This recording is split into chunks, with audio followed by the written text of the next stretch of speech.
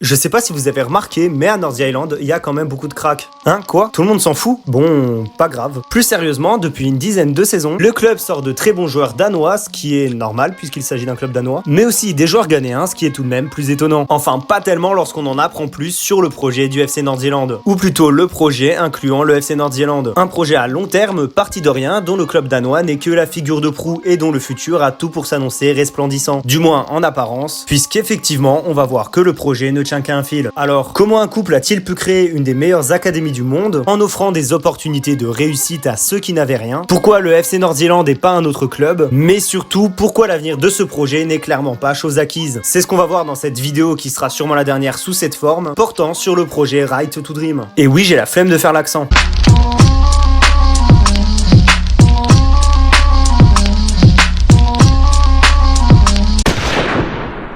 1999, l'euro devient la monnaie scripturale de 11 pays européens, la menace fantôme sort au cinéma, et Mason Mount sort du ventre de sa mère. Mais surtout, dans la ville d'Accra, au Ghana, un Anglais de 31 ans, Tom Vernon, se rend compte de quelque chose. Le Ghana regorge de talent, pourtant, les opportunités de développement pour les jeunes Ghanéens sont peu nombreuses. Il se dit alors que ce qu'il faut, ce serait une organisation, une sorte d'académie offrant des outils et formations aux jeunes du pays pour tirer un maximum de profit de leur potentiel. Mais pour ça, il faut un réseau, des compétences et des connaissances à propos du ballon rond. Et ça tombe bien puisque Tom regroupe toutes ses aptitudes étant donné qu'il est le scout en chef de Manchester United sur le continent africain. Cependant, l'anglais n'a pas tout. Il a besoin d'infrastructures et de matériel et ça, il n'en a pas. Enfin si, il y a bien une maison sur place, on peut retrouver un terrain de foot avec 2 cages n'ayant pas vu de filet depuis la naissance de Michel Drucker, mais c'est pas le grand luxe. Ouais, bon, ça suffit pas pour faire un centre de formation, surtout qu'il faut un staff. Et bah détrompe-toi, puisque Tom Vernon et sa femme Hélène vont transformer leur maison en dortoir pour les pensionnaires de leur académie. Et en ce qui concerne le staff,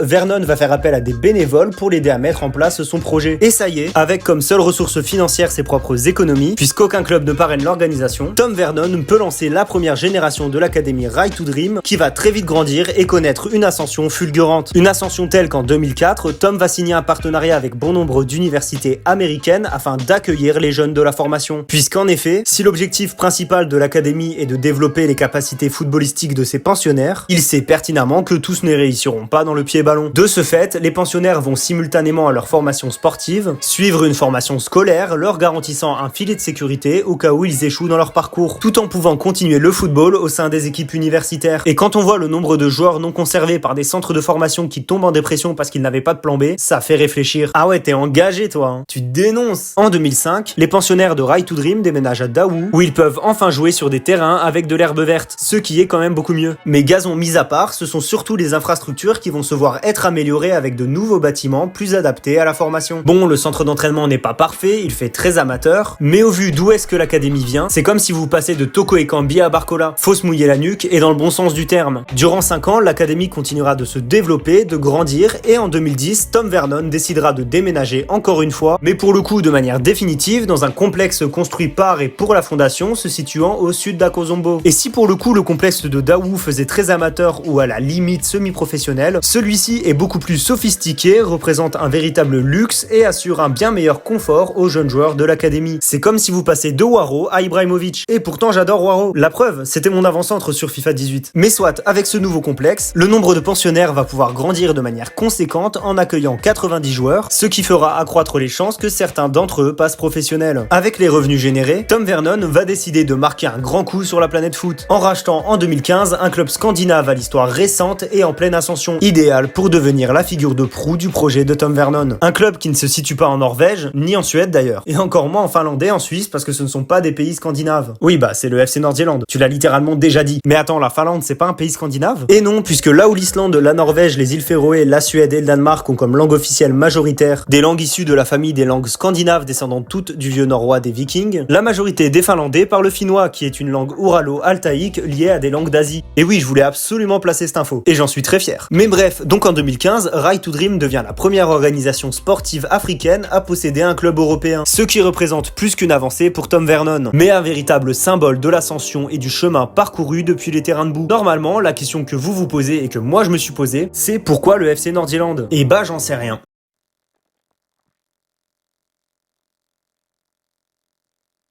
Non, plus sérieusement, tout d'abord, le FC Nordirland occupe un rôle secondaire du championnat national, qui permet aux jeunes joueurs d'évoluer dans un environnement avec une pression moindre, bien loin des ambiances les plus chaudes et des attentes élevées d'un club comme Copenhague. Néanmoins, cela reste un club de première division européenne, pouvant servir de vitrine aux jeunes joueurs de la formation ghanéenne, mais aussi aux jeunes joueurs locaux. Mais la principale raison réside dans l'histoire du FC Nordirland. Issu de la fusion de deux clubs de 4ème division danoise en 1991, le Farum Bold Club va petit à petit monter au sein des divisions inférieures danoises en passant de la 4ème à la première division en l'espace de 11 ans. Dès sa première saison dans le top niveau danois, le club arrachera la 3ème place, le qualifiant directement en Europa League. À la suite d'un rachat par la société du coin AKP, le club sera renommé FC Nordirland en voulant s'affranchir d'une identité bien trop attachée à une appartenance locale. Oui, parce qu'en gros, la raison expliquant la fusion des deux clubs était de représenter la région et non seulement la ville de Farum. Et cette région, c'est la Zélande du Nord, région de l'île danoise de Zélande dont le parc d'attractions a l'air génial et qui a rien à voir avec la Nouvelle-Zélande. Lors de son rachat par AKP, le club a une volonté de réaffirmer son attachement et son identité régionale, ce qui va passer par un nouveau nom, mais également par une nouvelle stratégie mise en place par le club, recruter local. Pour cela, les Tigres Sauvages vont mettre en place un partenariat avec différents clubs locaux visant à repérer les meilleurs jeunes de l'île afin de les faire briller à Farum, enfin désormais à Nordirland. Et ce réseau va s'appeler le Football Samarbei de Nordirland. Et je suis absolument pas sûr de cette prononciation. Avec ce FSN, le club peut compter sur un réseau d'une 60aine de clubs pour construire une équipe jeune, prometteuse et à fort potentiel. Et le FSN, mélangé avec le projet de la RTD Academy, va permettre à Tom Vernon d'accomplir son but, à savoir créer une structure de club autosuffisante, ne reposant uniquement que sur des talents de l'Académie de Nordirland et sur l'écurie ghanéenne, afin d'en faire un tremplin à jeunes joueurs. Et pour mixer ces deux cultures bien différentes, Tom Vernon a un plan simple, inculquer les mêmes valeurs et principes de jeu ou de formation. Pour cela, les deux académies vont organiser des voyages, comme des échanges scolaires entre les joueurs, afin de pouvoir découvrir une nouvelle culture et se familiariser avec les autres. Cela va aussi permettre de transmettre des valeurs importantes pour Vernon, telles que l'entraide, la motivation, la détermination et être ambitieux tout en n'oubliant pas d'où est-ce que l'on vient. Vraiment de très belles valeurs si vous voulez mon avis. Mais sinon concrètement, comment ça se passe dans le jeu? Au niveau football, que cela soit au Danemark ou au Ghana, les équipes jouent toutes en 4-3-3 avec une portée très offensive. Le jeu des différentes catégories se caractérise par une possession de balles efficace et dangereuse. Et cette dernière repose avant tout sur l'intelligence et la compréhension du jeu des joueurs. Les éducateurs mettent également en place des exercices visant à développer les qualités techniques pour justement travailler ces aspects du jeu. Les élèves vont se retrouver fréquemment face à des tâches de résolution de problèmes sur le terrain, mais aussi sur le banc des classes afin d'apprendre à prendre des décisions rapidement. Tous ces exercices couplés à un enseignement tactique et scolaire rigoureux ont pour but de préparer les joueurs qui, une fois prêts, peuvent soit partir au FC Nordirland, soit dans un des deux autres clubs de la galaxie Right to Dream. Puisque depuis 2021 et le rachat de la structure de Tom Vernon pour 120 millions d'euros par le fonds égyptien Mansour, l'académie est également affiliée au club égyptien du FC Massar, mais aussi à sa propre franchise MLS depuis 2025, à savoir le FC San Diego. Et si de prime abord on pourrait croire que le projet ne fait que s'accroître et que tout va comme sur des roulettes, en réalité le projet doit faire face à des limites qu'il s'est parfois lui-même imposées.